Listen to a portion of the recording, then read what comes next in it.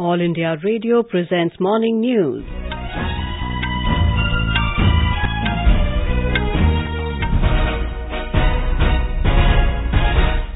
Good morning, I am Valsa Williams. The headlines. Prime Minister Narendra Modi arrives in Seoul on a 2-day visit to South Korea to hold bilateral talks with President Moon Jae-in and receive Seoul Peace Prize. Saudi Crown Prince orders release of 850 Indian prisoners lodged in his country's jails. India to extend e-visa facility to Saudi nationals. President Ram Nath Kovind says terrorism is the gravest threat to humanity and needs to be dealt with firmly and decisively. Jammu and Kashmir government withdraws security to 18 more Hurriyat leaders. Government to soon start water transport in Yamuna river in Uttar Pradesh. Sports Minister Rajyavardhan Rathore to inaugurate ISSF Shooting World Cup in New Delhi today.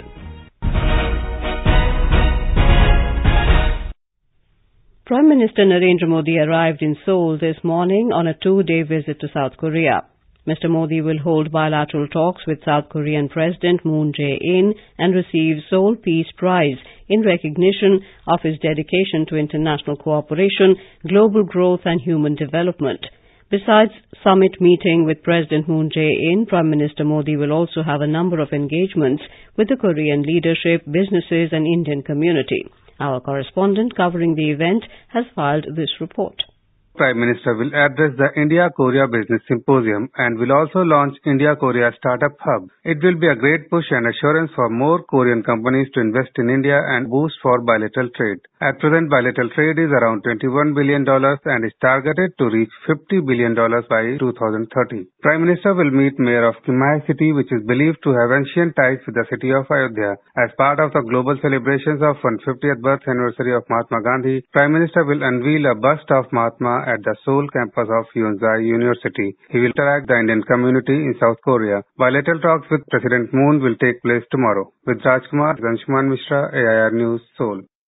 Crown Prince of Saudi Arabia Mohammed bin Salman has ordered the release of 850 Indian prisoners lodged in his country's jails on Prime Minister Narendra Modi's request, as the two leaders held extensive talks in New Delhi yesterday. According to the Ministry of External Affairs, India has decided to extend e-visa facility to Saudi nationals. The Crown Prince also announced an increase in quota for Indian Hajj pilgrims to 2 lakh. A joint statement issued after the talk said both sides noted the potential of cooperation in the renewable energy sector, not only in investment but also in research and development. In another significant move, Saudi Arabia has also agreed to resolve issues relating to Indian workers who are currently stranded in the kingdom due to the closure of a foreign company. The two sides called on all states to reject the use of terrorism against other countries, dismantle terrorism infrastructures, and to cut off any kind of support and financing to the terrorists. They also noted the need for concerted action by the international community against terrorism, including through early adoption of the UN Comprehensive Convention on International Terrorism.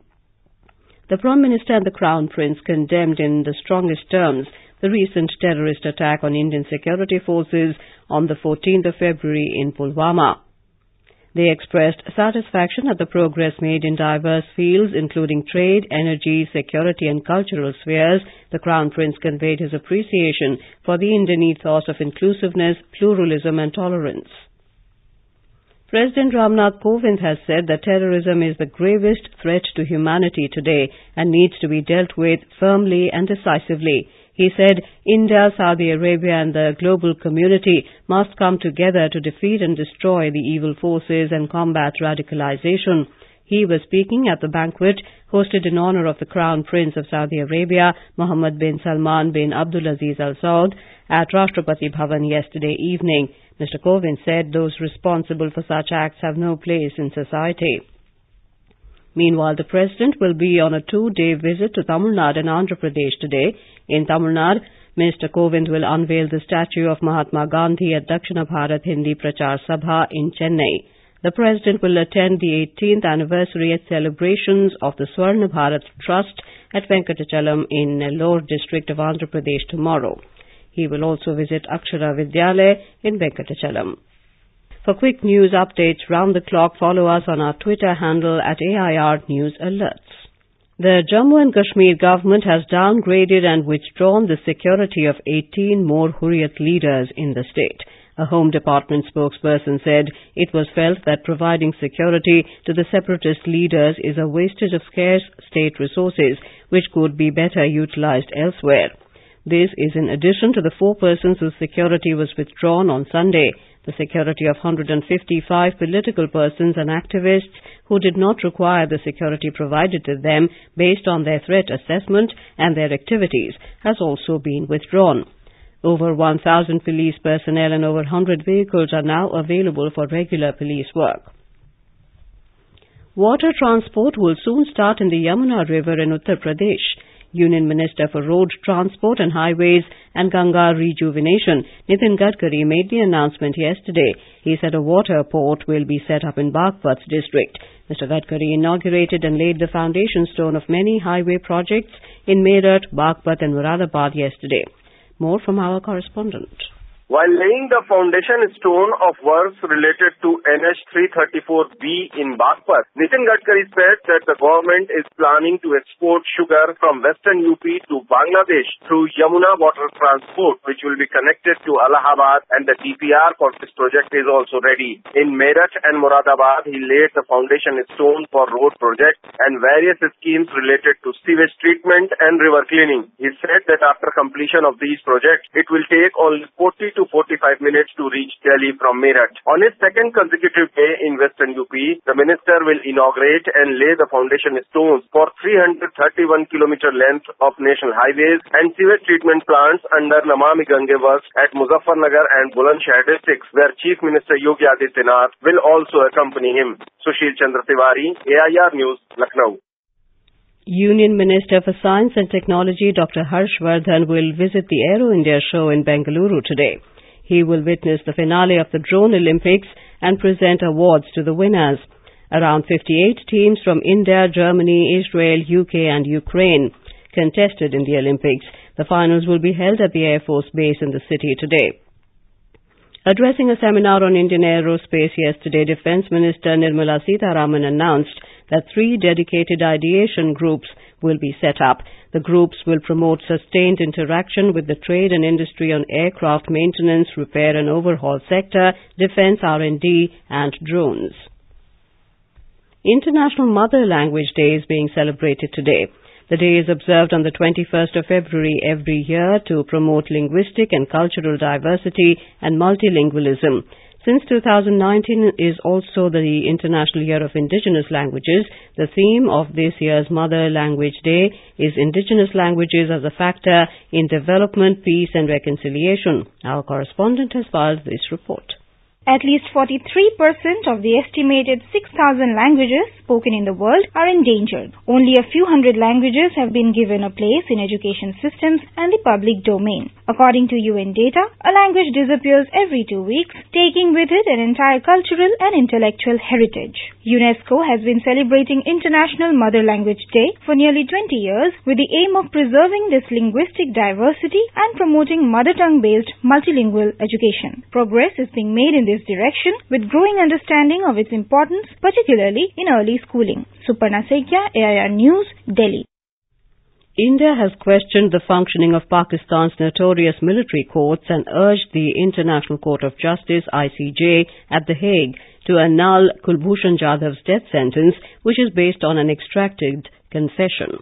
Joint Secretary in the Ministry of External Affairs, Deepak Mittal, urged the ICJ judges yesterday to annul the decision of the military court and restrain Pakistan from giving effect to the death sentence. Making the final submission in the ICJ on the 3rd day of the hearing, he requested the judges to release Jadhav and ensure his safe passage to India.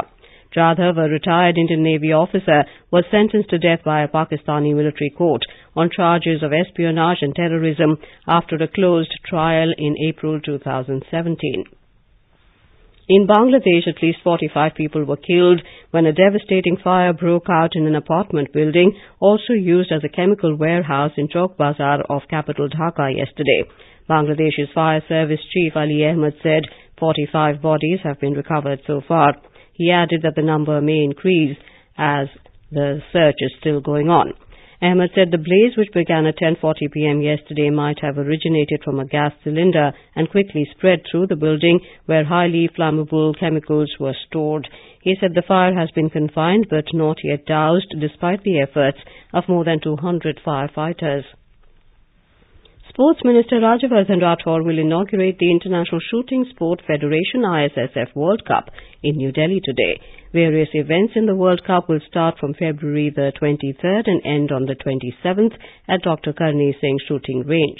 The ISSF World Cup is crucial for Indian shooting as it has 16 quotas up for grabs for Tokyo 2020 Olympic qualification. Hosts India are fielding a 23-member squad with 11 shooters in the non-competition minimum qualification score category.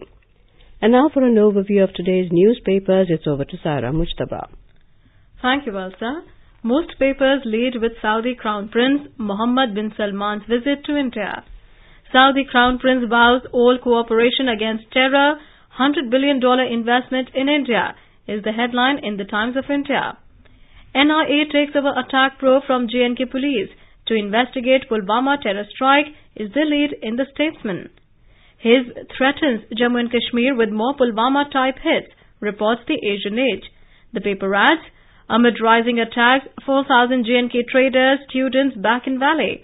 The Tribune carries a heartwarming story of help extended by members of the Sikh community in the aftermath of the Pulwama attack, under the headline, To Punjab with Gratitude from Kashmir.